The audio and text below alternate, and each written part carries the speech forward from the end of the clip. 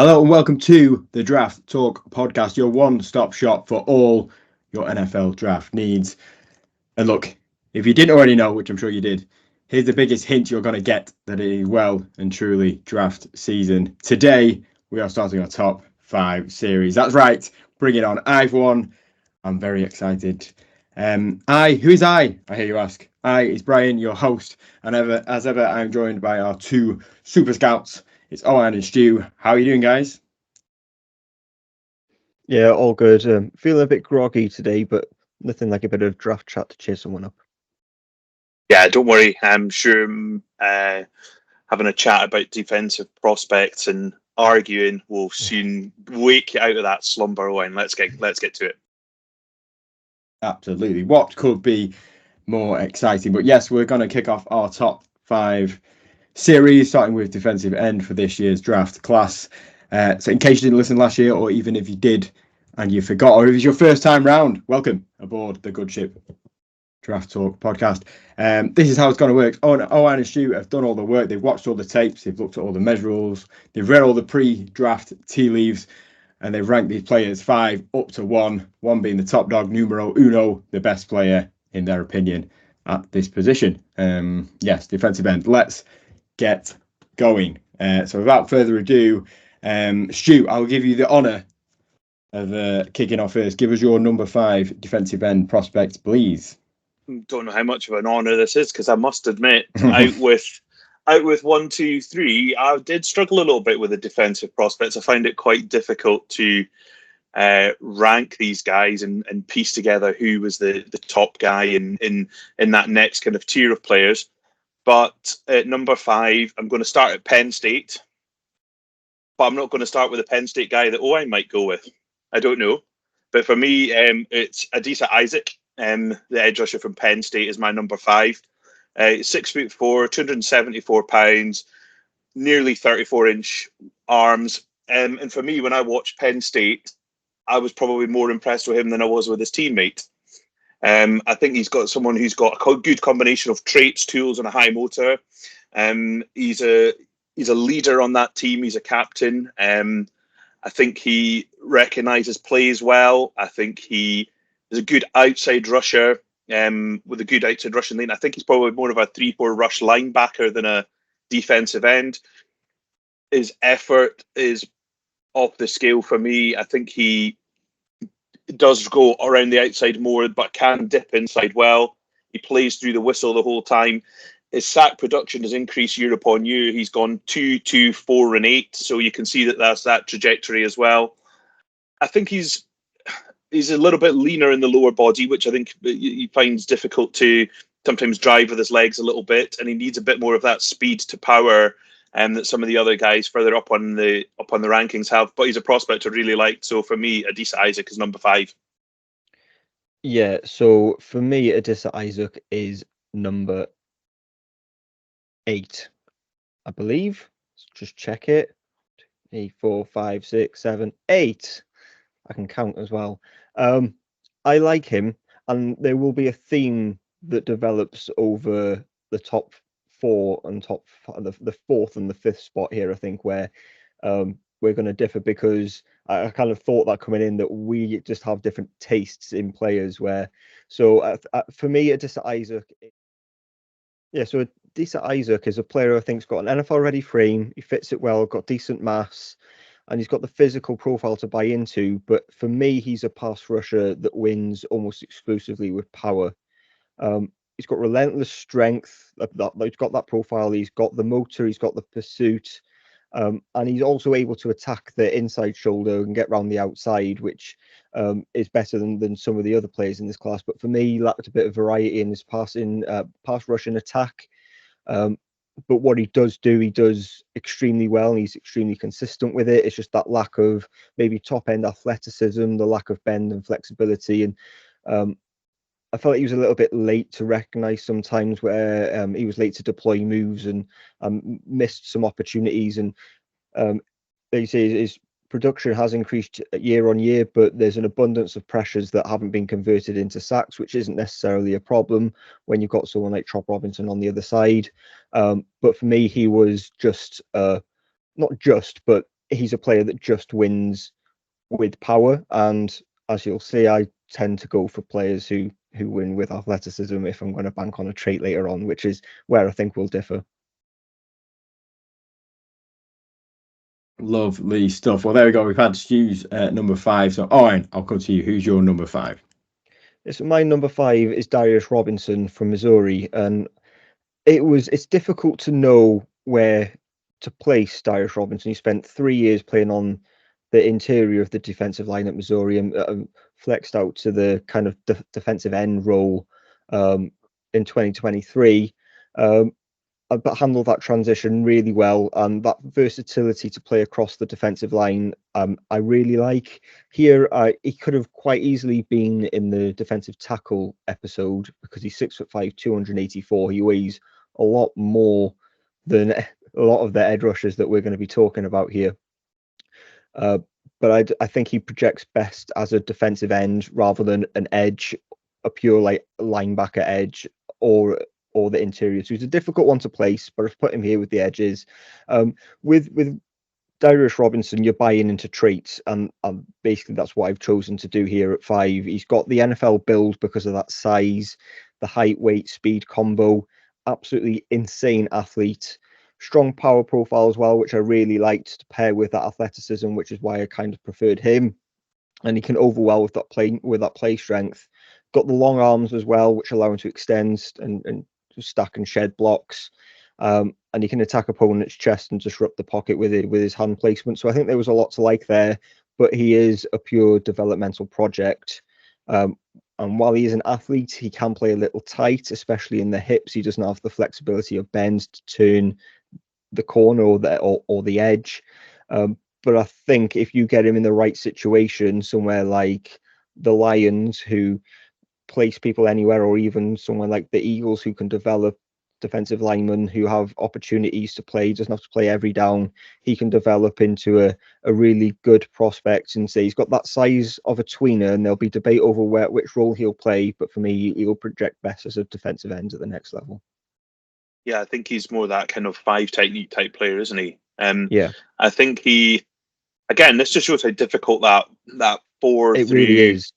4 through 8, 9, 10 might be, because I think he was probably about my number 7 if I would check. So again, he's someone who there was a lot of buzz just coming into that combine time as well. I think he is someone who has that huge big power profile. You know, he's obviously played more interior.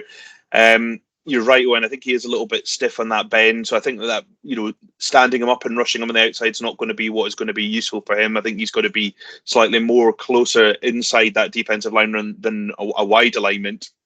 I think he's maybe just not as explosive as some of the other guys for me, and that's what maybe ranked him a bit down. But I find him quite difficult to place as well. I didn't know. Yep. I think he is an edge. That's why I've got him in with the edge group rather than the defensive tackles, which we'll get to in another episode. But good player, and I can see him going, you know, late day 1, early day 2 kind of range. Yeah, it just goes to show outside of however we rank 1, 2, and 3, because they'll be the same players. It's just a bit like a flavor elsewhere, because it does drop off in terms of talent, and then it's just about going for what you like. And Darius Robinson to me just had a little bit of everything, and I can see how he becomes a really good NFL player. So that's why I've gone for him at 5. Good stuff. Stu, we'll go back to you. We've done the number 5. So who's your number 4? Probably, I don't know if it's going to be a little bit of a surprise for Ryan or not. Who knows what we're going to go for here? Jonah Elliss. I've told you. I would have guessed him. You would have. Yeah, absolutely. Yeah, we've been doing this together for too long now. Yeah. I think for me, Jonah Elliss from Utah is my number 4. I think he's someone who is very explosive from the line of scrimmage. I think he's physical and tough in the run game. Although he's not the biggest guy, he gives his absolute all. He's a relentless pursuer. He does not give up on a play. He will run and chase someone down, hunt them down all day long. I think he's got quite a nice developed mix of pass rush moves. He's really one of those guys these high IQ, football through and through kind of guys. He understands what's happening at the line of scrimmage. I think he is maybe someone that we talked about just in that last, a little bit tight maybe at times on the bend, but he can also, he's maybe not the biggest guy, and sometimes when he's up against a really big strong tackle, he sometimes can get a little bit overwhelmed with power. But for me, effort, relentlessness, ability to play on all three downs, I think Jonah Elliss from Utah is a player I really, really like. Yeah, he's 6'1", 243. So he is the smallest of the guys that we're going to talk about here, which is why I ranked him down a bit. He was just one ahead of Adisa Isaac for me, so he came in at number 7. Because if you're smaller and then your game is to win with strength, then there's just a little bit of disconnect there for me. Although he's extremely physical, he's tough, he's relentless, he's extremely grippy as well, got overwhelming strength profile, to be fair to him, in Utah, but we're projecting to the next level, right? And he's, like you said, good arsenal of skill moves. And I think he's, like we've been saying, one of those true defensive ends who can defend the run rather than a pure wide alignment edge rusher, because of that lack of athleticism to turn the corner and consistently rush the passer. For me, was inconsistent. I didn't think there was any twitch to his game, and he was very rigid and no real natural bend or flexibility to his game, which is fine, but you can't expect players to do everything. But for our edge, if you're going to play every down, then you do have to be able to mix things up. And for me, struggled when double teamed as well, that's when that strength comes into it. And they often, I noticed, put a tight end over his side because he wasn't able to turn around both the tackle and the tight end because of that lack of athleticism. So I just struggled with that lack of athleticism. And when I'm just not sure about a player, I'll go back to the traits that the NFL tend to like, which is athleticism. Yeah, just for me, I'm very much the one who like these guys who are just absolute animals, just keep going and relentless. And I could, teams like the Lions, the Steelers, that kind of team is where he's going to make his money, is playing for a team like that who knows how to deploy him and really just likes these football guys. He's from a big football family. So that kind of teams will be the kind of teams that are going to be interested in Jonah Elliss. And I think, again, for me, probably is going to go kind of that top end of day 2 kind of range. I don't think he's going to be a day 1 player. I just can't see that happening. But again, when we're looking at players that will, this is an exercise in who we like, as well as what, there is definitely going to be differences in who myself and Owen pick. And there's going to be agreements and disagreements, and that's what it's going to be like for NFL teams as well, isn't it? Yeah, exactly. And we're about to say the NFL bloodlines are there. He's got brothers in the league, and what could really help him out, where a lot of this draft process is trying to figure out the character and who is the player, which we really don't have any insight on at all. So we're just marking the traits in the film. But he's a player you're not really going to have to do much work on, because if you're a team where his brother plays for the Eagles and there's one at the Falcons as well, right? Yeah. If you're one of those teams and needs an edge and you're wanting to try and get one on day 2, then you don't really have to look very far. You know that he's going to come in and have the right character. You're not going to have to worry about that, which could really help him out. Yeah, I think it just shows that me and you're never going to run a front office together, are we? Not yet. We shall see. But yeah, all right. Let's have your number 4, please. Yeah, so my number 4 is Chop Robinson. No surprise there, really. And this is just an athlete. There's nothing else really to Chop Robinson apart from athleticism. And when I was going through, I should say here, I'm not particularly happy having Chop Robinson at number 4.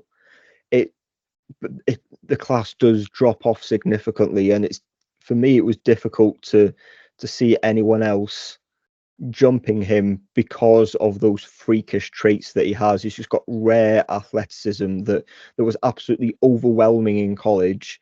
But as I said, he wins exclusively through athleticism at the moment, where he's just one step ahead. Now, you're able to win like that in college when you've got, when you play for Penn State, you've got Adisa Isaac on the other side of you, but you are going to have to develop. There's no doubt about it. But I think he has the traits too. I think he can be a pure wrecking ball when he wants to. The lower body flexibility in bend is borderline elite. Very low rusher, that means he can create leverage by attacking under the pads, and he's got speed for days. His explosive first step just nullifies slower offensive tackles. Say that great athleticism. You can even cross the face to explode into the pocket when he needs to. The pass rush isn't diverse. He's also a little bit smaller. I think he's going to have to put on some weight, but this is a project that an NFL team, I think, will go, let's just get him in the building. A team like the Eagles, and I actually go by what the comp would be for me, going back to a player like Jason Owe or a Jabo. I can see a team like the Ravens, who just, you add them to the room rather than them be the guy straight away, because he's going to he needs to learn how to play the position, but he's got all the tools to be great at the position. Needs to become more refined, needs to play with more control, because he just lacks polish, really. And say he struggles against bigger guys because he's just a pure athlete. But I'm just buying into the traits with Chop Robinson. And really, he's only here because I didn't particularly like the others being able to jump in with that profile. Chop Robinson scares me. Yeah, he scares me too, but the others do too. Yeah. Chop is either going to be amazing or fizzle out. I think that there is boom or bust. Yeah, I think he's really, really boom or bust, and maybe I do, a bit more of a safe player, and these guys who can play the position, and Chop Robinson, without being on camera, he seems just wild when he's playing. He's just so explosive, and he just goes whizzing past people, but I'm not sure he knows what he's doing. Yeah, absolutely. And that's yes, this guy's going to be playing at the NFL. Of course, he knows how to play football, but I think he just goes, right, I'm faster and quicker than this boy. He's just getting done a deed. Some of the offensive tackles in the NFL are a bit more savvy than that. Your guys like the top elite guys like a Trent Williams. Okay, this guy's faster than me. Well, I'm just going to do X, Y, and Z and just completely stymie him. So yeah, I think he needs to go to a team that's got a plan to develop Chop Robinson, and understand what they've got there, and have a good D-line coach who's going to teach him what to do and when to do it. Because if they do, they've got a hell of a player on their hands. But Chop scares me a little bit, so he's not in my top 5 for that reasons. No, I knew he wouldn't be. He just needs to go to a place that has established guys, and he's going to be the next one up. He isn't going to be someone who explodes in year one. I'd be surprised if that was to happen. This is a project that you look at in 3 years' time and go, that's why we picked him. Yeah, and I think it's actually going to be good for him, that because the teams that draft later on tend to be the better teams. He's not going to be someone who's drafted at 3, 4, 5, 6, top 10 range where the less good teams are picking. So he might be at a better team who do have a plan to use him and have guys in the building already, so he doesn't need to play from day one. Yeah.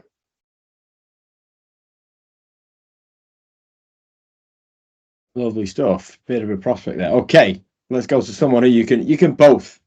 Well, you can obviously talk about everyone, but yeah. And let's kick off with your number 3 prospect. Yeah. So these top 3 now are the real players, because these are guys who are going to be able to impact in year one, on day one, and all 3 should be top 20 picks, I would say. At number 3 for me is Laiatu Latu from UCLA, but I think you could rank these 3 in any order, and I'd be absolutely fine with it. He is number 3 for me because of the injuries which have been spoken about extensively. We've spoken about them at all. Had to medically retire from the game at Washington, transferred to UCLA, and had an absolute breakout. He's just pro ready. Great size, much better athleticism than we expected, which is good. Tick the box. Extremely strong, powerful hands, gets off his blocks against the run as well.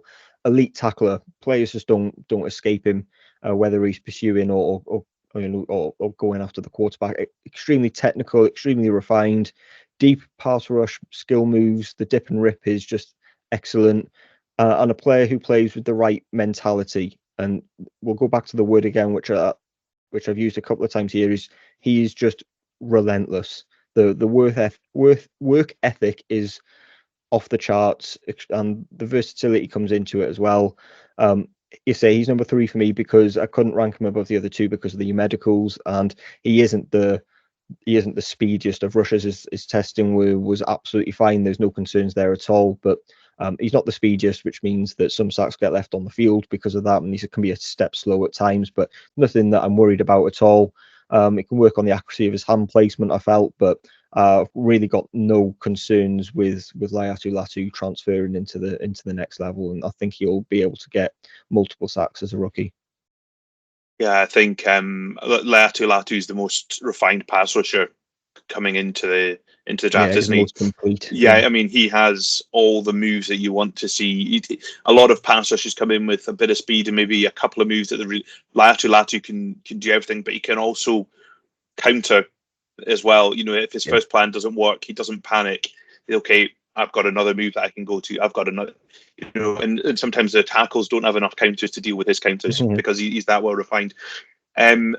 You know, 13 and 11 sacks in his last 2 seasons is more than ample. I know we don't always talk about sacks, but it is something you can hang your hat on a stats board.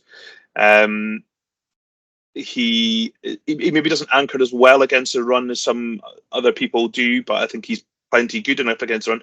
And I'd say he's quick but not explosive. I think that's probably how I would describe him. Although he did test as, you know, probably better than we thought, and that's probably good enough for him, you know, to cement his place in this draft. Medicals is going to be the concern, isn't it? There's nothing we've heard about medicals yet. I've not seen anything. I've not heard anything coming from him. So maybe that's a good sign. We don't know yet, but some teams will write off that medical concerns. This is someone who had to retire from college football before he was given a second chance at UCLA. But yeah, I really do like that. Oh, I didn't tell you where I ranked him, did I? There, 2. Okay. There we go. I think it's just going to be these top 3 are fairly close, and they're quite clearly the guys in this class. Absolutely. So we've had Owen's number 3. So Stu, let's have yours, please. I wonder if this is going to be Owen's number 1. Dallas Turner. It will be. Yeah, Dallas Turner. There we go. Our decisions are different, and we can probably predict who we're going to have as each other. Yeah, for me, Dallas Turner is number 3, but it's a very close 1, 2, 3. And I did spend a lot of time trying to work out which order I was going to have this in. I think he is someone who is on the upward trajectory, isn't he? You know, he was the number 2 guy behind Will Anderson, but he really came into his own this year as the main man for Alabama. 10 sacks this year. He's long, he's rangy, he's athletic, he's got all the traits you want in the world. His broad jump vertical, 10-yard split, 40-yard were all greater than the 90th percentile. I mean, that's as much as you could want really from anyone. I think he sometimes struggles a little bit with taking angles when he's coming from a narrower side. I think when using him to win with his speed from a 7 or a wide 9, he's much better. He's got elite closing burst. I think he's maybe just not as strong as some of the other guys. And he needs to maybe increase his pass move repertoire a little bit. But right coach and right scheme, he could be absolutely flying. Yeah, so Dallas Turner is my top ranked edge rusher. He is 6'2", 247 pounds, so he is smaller than the others, which comes into that strength that you were talking about there, Stu. But I think he is a pure speed rusher who's elusive when rushing in space. He's a pursuer, bursty explosiveness, which was demonstrated at the combine, on borderline elite athletic testing. He's a player who's got all the tools, but also has the production and the ability to win inside and out. I think he's going to be more of the 3-4 outside linebacker right now, but will need to kind of grow and add to that weight and add to the strength to be able to really compete in the NFL trenches, which is going to be completely different to what he experienced at Alabama. But his ability to get low, he's flexible, he's bendy, and that speed to power rushing that generates power through his burst, and the hand placement that's really punchy. So he has all the traits to buy into, as well as the on-field play, and I think this is the type of edge rusher that normally goes early. He is still raw despite all of that, and say he's small and he looks small on film. And I still think he's developing his pass rush plan right now, which still needs to be developed. But I think he has the ability to step up right away and carry on the trajectory and the improvement which he's shown year on year at Alabama. There we go. Well, if you've done the maths, if you've kept up, if you've marked them off your scorecards, you realise we've only got one left. Stu, as is your number one, I'll let you go first. Yeah, to the surprise of probably no one who's listened to this podcast over the last few years and know our tendencies, it's Jared Verse from FSU. He's somebody that I loved last year, and I would have had him ranked edge one last year as well. But he decided to come back to school, and I think he thought they had a really good shot at a national championship, didn't he? I think that was what he was thinking. So he was someone who was a transfer. He was an absolute dominant player at Albany, and he made the step up to FSU. He's twitchy, he's compact, he's really explosive. He can dominate at the point of attack. He diagnoses plays well. I think he avoids being swallowed up by tackles, even bigger tackles. He can slip and get away from them. His speed to power conversion is really very good, and he's got a really good bull rush. He's got an explosive first step. I think he's got plenty bend enough in him. He's not the bendiest, but he can bend reasonably well to get quite a tight arc around those tackles. I think he looked quite good at I don't even know what the drill is. They call it the combine, but the one when it's like a figure of eight and they're going round and they drop the, he was tight enough around that as well. He's a really good run defender as well. I think he's probably the best of the three in the run defense game for me. For one thing, for me, I think he maybe needs to work a little bit on his wrap-ups at tackles. Latu is definitely much better at completing his tackles than Versus. And the other one as well, sometimes I find if an offensive lineman who's really strong gets that first thump into his chest, he can struggle to reset himself a little bit for me. But I think we all have these players that we really like, and despite all the noise, you come back to them again, don't you? And for me, that's Jared Verse. Yeah, a safe pair of hands and a player that you're going to trust instantly. Played for Albany, didn't have a single FBS offer, and when he went to Albany, and then transferred to Florida State and was a track athlete in his younger days. It would have been a top 10 pick in 2022, and it's probably dropped a little bit since then in terms of. It could be a little bit of fatigue there because we've now spoken about him for 2 cycles because he was expected to declare. But yeah, first step is speedy, sideline to sideline speed, violent first step. So I've got no concerns about his movement really. I think he's got acute anticipation, time to get off the ball when the ball is snapped. Is really good. Converts speed to power. Really good skill moves that will allow him to win inside and out, whether he's attacking the inside shoulder or bending around the edge, and the great strength profile as well, which means he can mix everything up. I think he's someone who wins more with power than with speed, but that's not necessarily a problem because of how good he is at it. But he also has the ability to win with speed. So he combines the both, and relentless pursuit. It's on Scouting Report, that word relentless has shown up a lot of times with this group. But yeah, it's the physicality, it's the aggression, it's the violence. He's just made the right way, and I don't think he really has much else to work on. I just don't think he has the ceiling that Dallas Turner does, which I think is fair. But I think he would probably be the best instant starter between him and Dallas Turner. And because I think it will be close. Laiatu Latu is viewed with these, but will go later simply because of those medicals. So yeah, you're looking at Turner and Versus the top 2 off the board, and it's just going to be a matter of what defensive line coaches and NFL coaches like. Do you want the athleticism or do you want the raw power that Verse offers? There we go. So there's 7 players mentioned there. Obviously, there's plenty that are going to get picked. Is there a couple of guys that we've missed off you want to quickly mention? Yeah, so I'll mention a player that I think I'm higher on than a lot of people, which is Braylon Trice from Washington. Seems to have dropped off a bit. Weighed in at the combine at 245 pounds while being 6'4". It dropped, I think it was 25 pounds he dropped to get at the Yeah, it combine. was a big drop because he was a big end. Yeah, He's a lot dropped it bigger. to run well and have good athletic testing, and then didn't, which is worrying. But for me, he's a heavy edge anyway, who's extremely productive, pure power, and just has a really good understanding of the game. Fantastic motor. I think, yeah, he's more of a power guy, and he's not overly flexible, but I think he has kind of the know-how to be productive at the next level, and I think he would be a really good pickup on day 2. Yeah, he was someone who was mocked at a late day one, wasn't he, for quite a while, but Yeah. that seems to have dropped off a little bit recently. But teams who pick him up on day 2, again, he was probably the one person I would think of that we haven't kind of covered. And yeah, I do really like Braylon Trice. I think that there's definitely a role for him at the next level. Yeah, Chris Braswell as well from Alabama, who played opposite Dallas Turner. I'm not in love with, but people like him. He's one of those pure power players. Fits in that category. Really good on intelligence and anticipation, but isn't the most athletic, which means his ceiling's limited for me. But he'll probably be a round 2 player. Stu, anyone you want to mention quickly?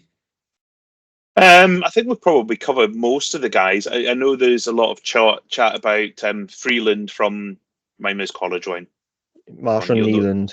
Yeah, Nealand. Yeah, Western Michigan, isn't it? Western Michigan. Yeah, there's a lot of chatter about him being in. Yeah. We've seen him in a lot of that kind of top 50s. I'm not sure I saw just enough of him to be convinced he's going to break into that top elite ones. But he's a name to watch something else when you're playing at that level. Yeah, I mean, he's that little bit more. Yeah, he should be a bit more dominant. I would think, you know, if you wanted to be playing at that a lesser level than some of these other guys, you wanted him to be more dominant, and I don't think he was as dominant as, you know, we sometimes see these guys come from small schools, but they've absolutely obliterated the opposition, and you can see, okay, yeah, we can see the traits there. But he's a guy who's getting a lot of chatter, and I'd suspect a day 2 call will be beckoning for him as well. Yeah, good stuff. Well, I guess we'll quickly touch on. I was looking back at last year's class, pretty hefty class for sort of defensive end, pass rushers. 6 or 7 going in the first round, depending on how you classify who plays where. How many do you sort of see going first round this year? Is it as strong as last year's class, or? I think there'll be. I think a definite 4. Mm-hmm. With the top 3 we mentioned, and I think Chop Robinson will be a first round player as well, because someone will take a gamble on his traits. I can see a lot of these guys kind of going in that 35 to 50 range. Yeah, I think. But what do you think, Wayne? Yeah, 3 for definite. I'm not even sure I'm convinced by 4, really. I think Chop Robinson is the exact type of player who goes in the first round, but this is a very good class, and yeah, there's a lot of other needs that would I rather pick something. It depends how the board falls for Chop Robinson. He's going to be on the cusp. I think if he does, it'll be in the 20s and probably late 20s. But then you look at the teams that are drafting there, and you think Ravens probably don't need to, Chiefs probably don't need to, 49ers probably don't need to. So it's just a matter of trying to find the fit. Because I think the Bills probably could do with someone drafting late there, but I'm not sure. The needs you want to pick there though as well, don't you?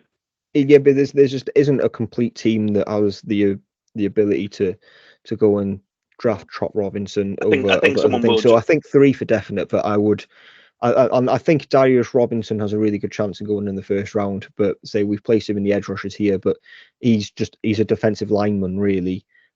He has a chance. I think a team like the Lions will be extremely interested in Darius Robinson. I just think someone's going to just love that athleticism from Chop and take a punt. Yeah, I do too. It's just, I think it all depends on, for a lot of teams, it'll be the guy that we really like just gone. Let's take this guy. So I guess quickly as well, guys, before we finish, can you quickly run through your 5 up to 1 to remind the lovely listeners / viewers who you've got? Yeah, so for me, at 5, I had Darius Robinson from Missouri. At 4, I had Chop Robinson from Penn State. At 3, I had Laiatu Latu from UCLA. 2 was Jared Verse from Florida State. And Dallas Turner was my top-ranked edge rusher from Alabama.